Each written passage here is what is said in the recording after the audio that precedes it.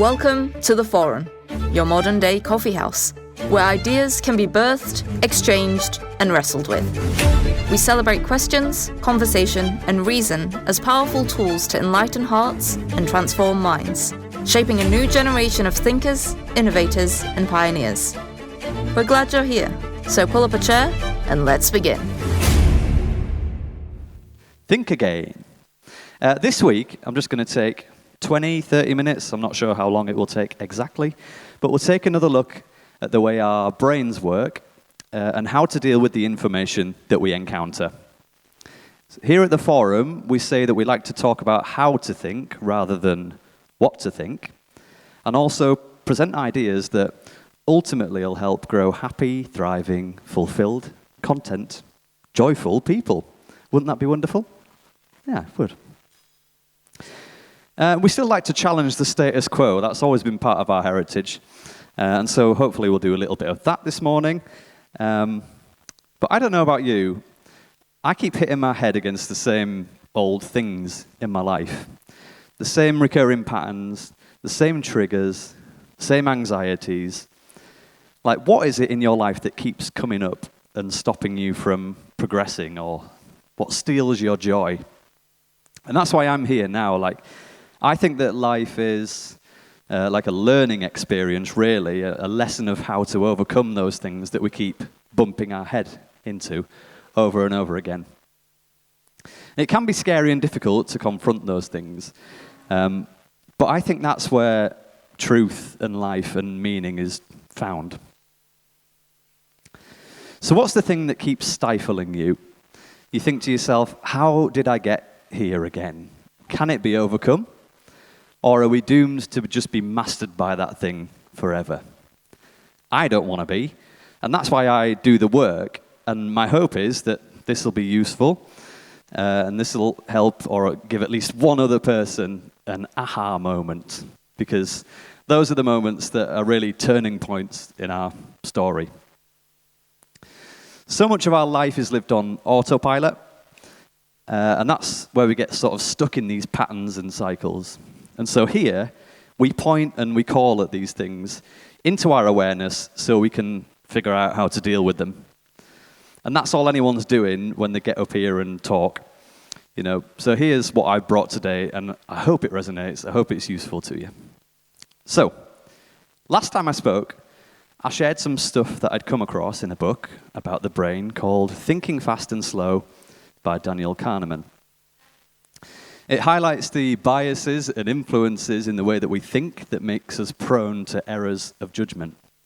Now, on your tables, you might have seen these already, but there's a few of the exercises that I mentioned last time, just to sort of jog your memory, and they're actually quite fun to do, so if you get a little chance, you can have a look at them at some point. And they illustrate these concepts really well.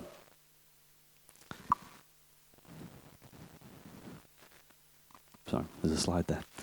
The basic gist is that there's two ways that we think, right? There's fast and there's slow. And I fleshed this out last time, so you can go and hunt down the last podcast that I did where you can hear more about this. But the basic gist is there's thoughts that come quickly to us when a problem comes up. See a lion, run. No need to think about that one. It's our instant, natural reaction that's been programmed into our brain, either by nature or by our experiences. It's fantastic for saving your life. It keeps you breathing, walking, stops you falling down the stairs. And our fast thinking helps us recognize faces instantly. Imagine if you had to pause and analyze every time you saw someone before you knew who they were. That would be weird, wouldn't it? So slow thinking requires more energy, and it reluctantly steps in to correct any errors. And it can help rationalize, but it's not always practical for everyday decisions. Both have their strengths, both have their weaknesses. So here's a quick example of this in action. Now, you might have seen this before.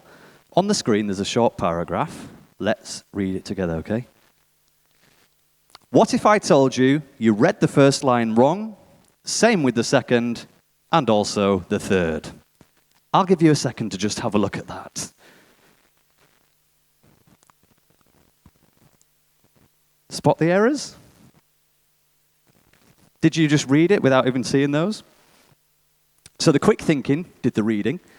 The brain jumped to some conclusions to complete the task of reading it, and then the slower thinking had to go through and spot the errors.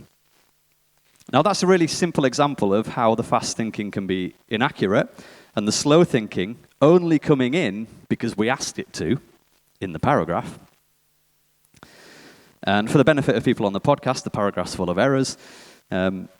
So that you don't see that the first time round because our brain's sort of reading in autopilot. So in a more complex form, we might see a news headline with some words that have been crafted to try and put a story in our head. And unless System 2 jumps in and actually reads the article, we could be going around with a skewed version of truth and a distorted view of reality. Now, I'm really interested in media and marketing, and I've worked and studied in these areas for many years, and it's given me a more cynical and skeptical view of the world. Because I know that there's always someone trying to condition, brainwash, or sell something to you that you probably don't really need, but they want you to think you need it. And as someone who's been prone to being conditioned and brainwashed in the past, I bought things I didn't really need.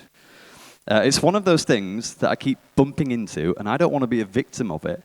And so that's part of the reason why I'm here now, to share some of these ideas. So what shocks me is how easy it is for the media to, and actually as well the church, some of us have come from a church background, how easy it is for them to influence and change people's perceptions and behaviors.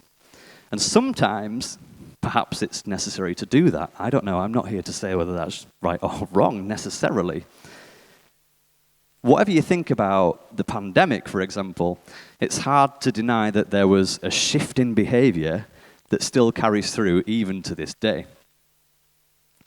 And if something like that were to ever happen again, at the drop of a hat, we'd know exactly what was expected of us. But do you remember when people were encouraged to grass on their neighbours? Can you remember this? Or police officers buzzing round on bikes. I got stopped once and threatened with a fine because I was walking too close to someone. It was terrifying. Or they were monitoring where you were going on the motorways and stuff like that, making sure you were following the rules. So one reason the pandemic changed behavior so quickly is the feeling of being watched. And studies show that this doesn't just apply to governments or rules. It happens on a small scale too. There was a very study done. I'll let you decide whether it's a very interesting study or not. At Newcastle University, where they wanted to test whether being watched enhances cooperation. So, in the uni coffee room, they had an honesty box by the tea and coffee making stuff. Well, the idea was, that you'd pay for whatever you used. You know how an honesty box works, right? We've all bought eggs from the side of a road, haven't we? It's very trusting, that, isn't it? Farmers, got to make the money now. So what they did was they decided to put a picture just above the jar, just at eye level. And they changed it every week to see if it would influence the amount of money people would put in the jar. Now, here are some of the pictures that they used.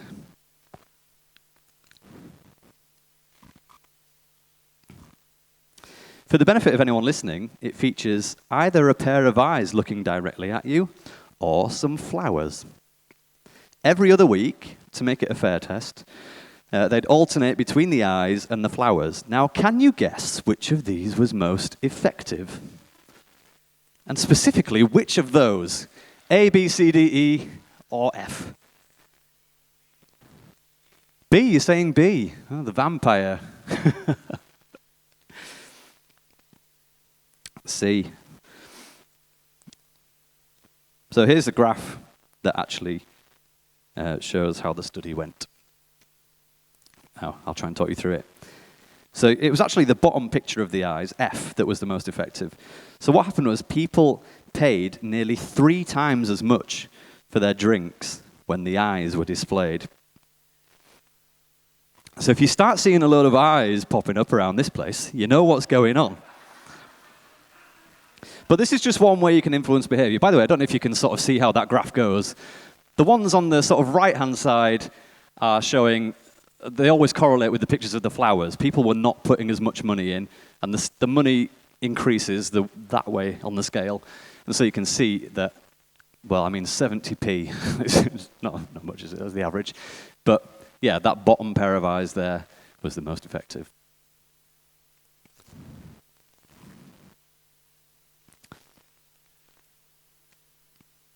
Now, how many times have I said to my kids, I'm watching you? And those of us who have come from religious backgrounds or grown up in church, we've got a sense that God's watching. Behave yourself. In 1984, the book, Big Brother is watching. At Christmas, Santa's watching. And this is something that Danny touched on last week. And he quoted Jordan Peterson, who often says, "You should act as if God exists." That's my impression of him. You should act as if God exists. And he has atheists agreeing with that statement as being a good idea. And to that, I'd ask, which version of God, actually? The loving one or the genocidal one? I don't know. Perhaps that would have an impact as well. Now, my youngest son lost his tooth last week. And the tooth fairy didn't make it to his pillow that night. So he woke up the next morning, and he was so upset that there was no money under there, and he kept repeating, "I know why, I know why."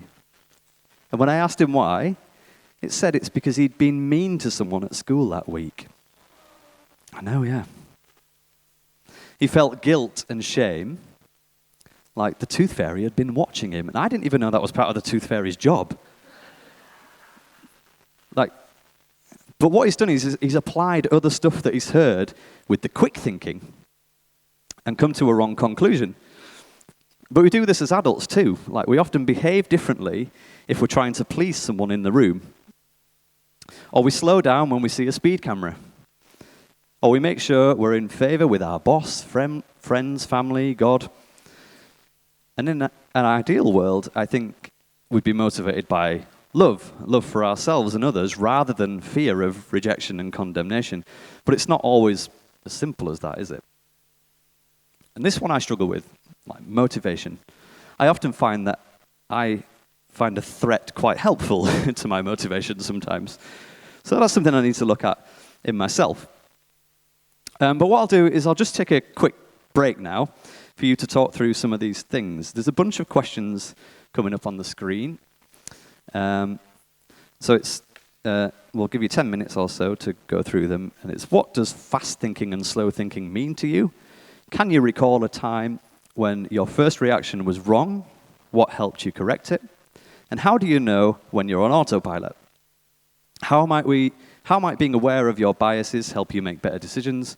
And what role do you think fear, or the idea of being watched, plays in our behavior? All right, get stuck in.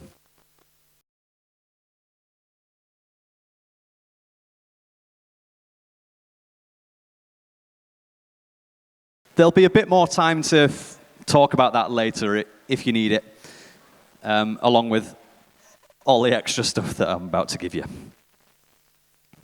So, we live in a world that's full of information, and we're probably overexposed to it. Like, I don't think we're meant to have access to the amount of information that's readily available to us at all times. But here we are, it is, and we can't change it. So if we find ourselves being exposed to information, I think it's important to our well-being that we know how to process it. I find that sometimes I can be very unsettled internally by something I might have seen or heard, which will now impact how I am for the rest of the day in my interactions, sometimes without even realizing it. And that's because all this information usually appeals to the quick thinking part of our brains, which is part of an emotional response. So we kind of need the slower thinking to step in before our day gets ruined. Now, we talked about echo chambers before, which is an online phenomenon and a physical phenomenon where you can shout into an echo chamber. But in this case, it's where you go on social media, for example, and it presents back to you what it thinks your beliefs are over and over again, which can give you a bit of a distorted view of reality because you think that that's what most people really think because it's all that you see. But there are people who get fed the opposite ideas to you in their social media, which helps ingrain those beliefs, which makes them think that they have the correct worldview on something, which creates a divide when then you encounter someone of a different opinion. Now, that's another reason for the forum, because we can bring people with different ideas together and have a more nuanced discussion. But Kelly sent me this video the other day, and I thought it would be a good opportunity to talk about it in light of the event that we've got coming up in May. You can see the posters. It says The Moral Case for Capitalism with Yaron Brook. Now, here's an example of the kind of video I see a lot on social media. So let's have a look at it. Like many young adults, I used to think that my goal in life was to be happy and healthy.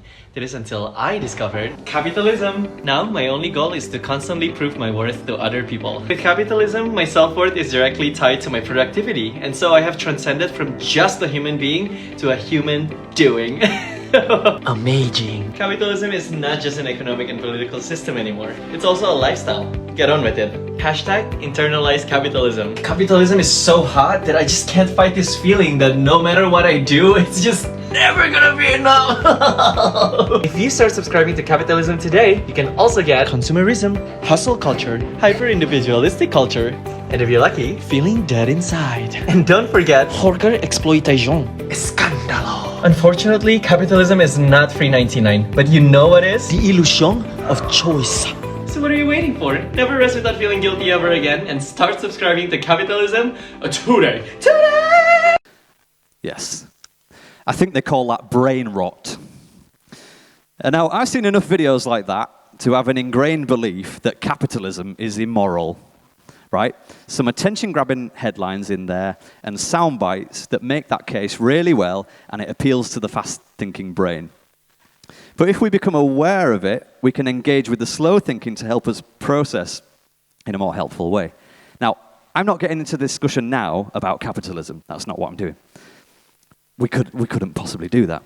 But as I said earlier, we challenge the status quo here, and I think that this is one of the views that's gaining a lot of traction, and I sense that there's a growing animosity towards the rich and the CEOs and the capitalists, and quite honestly, I can get on board with those views, and so to see that there's someone who says they can present a moral case for that, Yaron Brook on the poster there, I want to hear him out so that I can have a balanced view, because it's these views that really affect people at their core in their daily life. We can go around angry at the injustices of the world rather than focus on what we can change in our lives by thinking again. So I'm looking forward to it because I want balance in my views so that I can be open to new ideas from unexpected places and then decide for myself. So I'd encourage you to be curious about what the opposite side of your beliefs are, just so you can be balanced in your view of the world too. Now, that was just a little short bit, because I'm going to open you up for another discussion now. And here are some questions to consider. Do you feel overloaded by the amount of information you see each day? How do headlines or images change the way you think about a story? Have you noticed your own views changing after reading an article more closely? In what ways do you think social media creates echo chambers? And how can we be sure we're getting a balanced view from different sources? And you can also carry on talking about the stuff from earlier if you wish as well. But we'll just do 10 minutes and then I'll come back for another part. Thank you.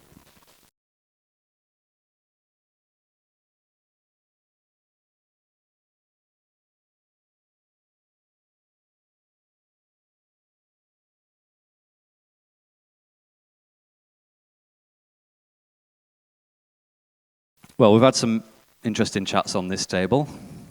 The name Trump came up quite a few times. I probably imagine he did on other tables, and that's good because I've got a bit here where we can look at that a bit more. So, I had a conversation this week where someone told me that they couldn't sleep because they were so worried about what went on this week in the White House with Trump. And maybe some of you can relate to that, I don't know. But we've all got different things that play on our mind. Like, my question is, genuinely, what can we do about that? Like, are there certain external events that consume our inner world? And I think we need to figure out how to deal with that.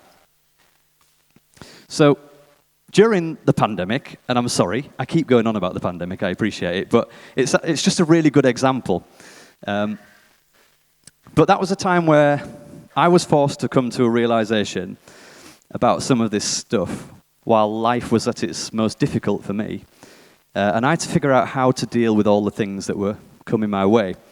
Conflicting information, uncertain future, lockdowns, health and well-being of my immediate family. We were in crisis, as were many others. Now, I had to wonder about the power of the mind, as that's all I seemed to really have control over. I was catastrophizing, which is like exaggerating the negative outcomes in my head, just as the person was who was losing sleep over Trump this week. And at the root of it, I realized that I felt that my freedoms were being removed, and I sort of got to this place in my head where I imagined that in the end, I'd be locked up in some kind of internment camp for the rest of my life. Now, I know that's a bit extreme, and I had my reasons to believe that, but the question that arose, the question that arose is it possible to experience any joy in that scenario if that was to happen?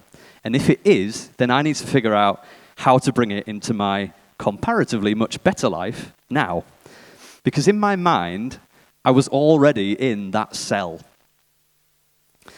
But we're all capable of putting ourselves into a kind of mind prison.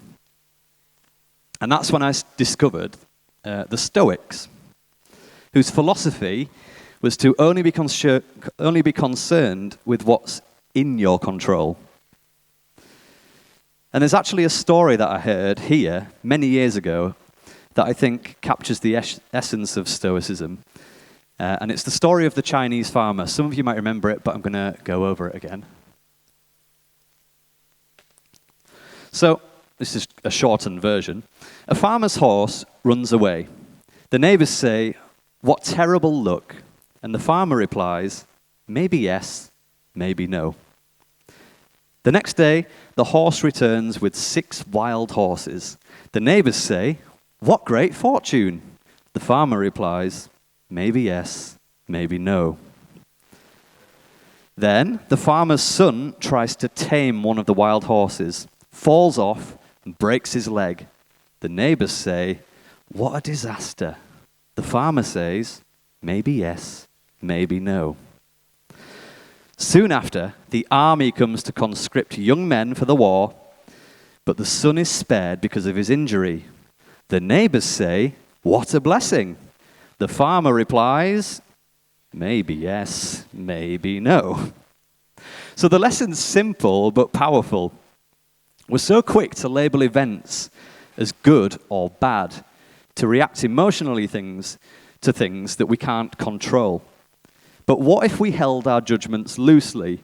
Like, what if, instead of panicking or catastrophizing, we just acknowledged what's happening and focused on what we can do? That's the Stoic way, and it changed how I process uncertainty. One particular Stoic writer, Epictetus, he was a slave, and he endured hardship, so he kind of lived in that cell that I had in my mind. So I was like, I'll look at what he says. But he believed that his inner freedom was untouchable. He taught that we should focus on what we can control, our thoughts, our actions, and responses, rather than getting caught up in blaming others or external circumstances. Now, Jesus said something similar. Remember Jesus? First, take the plank out of your own eye, and then you will see clearly to remove the speck from your brother's eye. In other words, Before pointing out what's wrong in the world or in others, we need to deal with ourselves first. And if we can do that, we can take responsibility for our own minds, and we can approach life with greater joy and inner freedom, no matter what's happening around us. And that ties into something else. Our thoughts shape how we see the world. 2 Corinthians, Paul says, buy one, get one free on Bible verses today. We should take every thought captive. That means we don't let worry, fear, or anger run wild. We challenge them, and we bring them under control, and we align them with what's actually true. That's exactly what the Stoics were saying too. Like, if we can master our inner world, we can take responsibility for our own minds, and we can live in joy and freedom even when life's uncertain, even when we're being watched. And that's where I want to be. When we're bombarded with information, whether it's in our day-to-day life stuff, or whether it's from social media or the TV or whatever, we can choose how to respond in those moments. And also, you don't have to have an opinion on everything. It's not illegal not to have an opinion. Did you know that? Like, opinions often come from unchecked beliefs from elsewhere as well. Like, think about that video on capitalism earlier. It can just go in, and because it sounds good and relatable, it can just become a part of our beliefs. Marcus Aurelius, another Stoic, said, "We have the power to hold no opinion about a thing and not let it upset our state of mind, for things have no natural power to shape our judgments." There's a lot of Stoic philosophy, and by no means am I suggesting that it's the only answer to the problems that we face. I'm just sharing that it helped me at a time, and maybe it can help someone else in here. But I think it's worth putting in the mix, right? Stoicism is still an ism after all, and many of us have learnt to be weary of isms, because although they can offer useful tools and ways of thinking, they can become a bunch of dogmas that end up binding you if you don't keep questioning. So there might be a point where these ideas hit a wall and you need to find something else. So I just want to close with this, and then we've got some more discussion points. I'm hoping it's not too wishy-washy, but here we go. If I know one thing, it's that changing your thoughts changes the world. I've seen it happen in my life, and there's a light in each of us, pure joy and peace, but we always find ways to block it. Over the years, it gets dimmed and buried under fear, worry, or bitterness. But the light never leaves, and the sooner we do the work to uncover it, the sooner we find contentment, clarity, and maybe even the kingdom of heaven. Here we try and shine a light on those blockers, challenging ideas, sharing new perspectives, and chipping away at what holds us back. And the truth is, nothing out there can steal that light without your consent. That's why understanding ourselves matters. Our minds, our thoughts, the information we expose ourselves to, it's all fighting for our attention. And unless we guard our light, we're vulnerable to it. But when we become aware, we get a glimpse of what's always been there, waiting. And that's what I hope we can keep doing together, helping each other to let go of what's in the way so we can live with more freedom, joy, and clarity. So, there'll be some more questions on the screen that you can talk about until it's time to pack up. Please, could we ask you that at 12, if you're still talking, if you'd head through into pillars so that we can clear this hall. But thank you so much. Hope you enjoyed it, and enjoy the rest of your day. Goodbye.